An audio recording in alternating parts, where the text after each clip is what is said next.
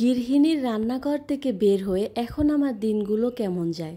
শুক্রবার সারাদিন আমার কি কি করা হলো সব কিছু তোমাদের সাথে শেয়ার করব।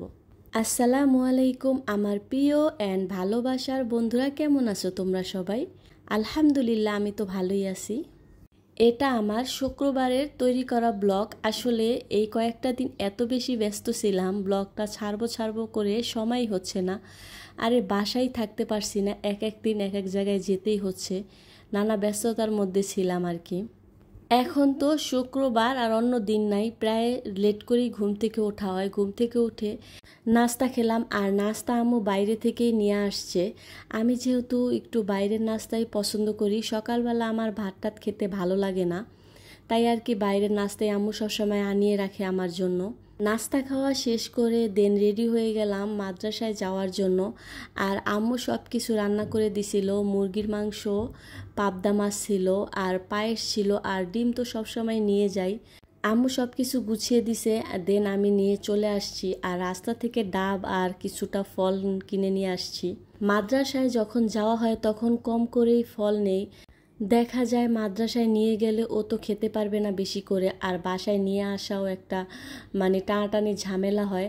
আর সাথে কিন্তু আমার ছেলের জন্য আজকে আমি একটা বেডও কিনে নিয়ে নিছি।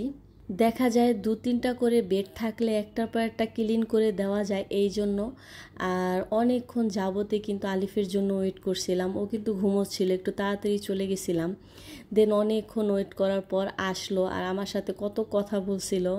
আসলে সপ্তাহে 7টা দিন পার হওয়ার পরে যখন ছেলেটার সাথে একটু সময় কাটাই এত বেশি ভালো লাগে। কিভাবে যে সময়টা চলে যায় আমি বুঝতেই পারি না। সারাটা দিন ওর সাথে আমার থাকা হয়। দেন আস্তে আস্তে কিন্তু সন্ধ্যা হয়ে যায়।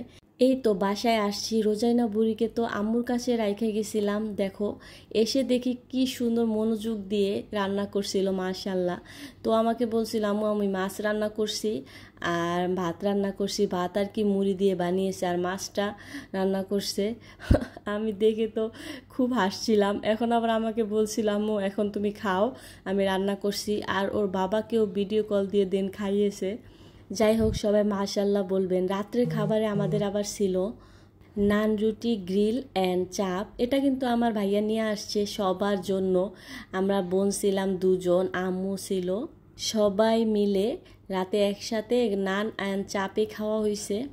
বাসায় যখন কোনো খাবারের ট্রিট দেওয়া থাকে তখন কিন্তু বেশিরভাগ সময় আমার ভাইয়াই দেয়, আর সবাই শুধু কিপটামি করে, দিতে চায় না। কিন্তু আমার ভাই কিন্তু কখনোই হিসাব করে না, ও সব সময় কি করে, খাবার আনলে সবার জন্য নিয়ে আসে, এতে নিজে খেতে পারুক আর না পারুক।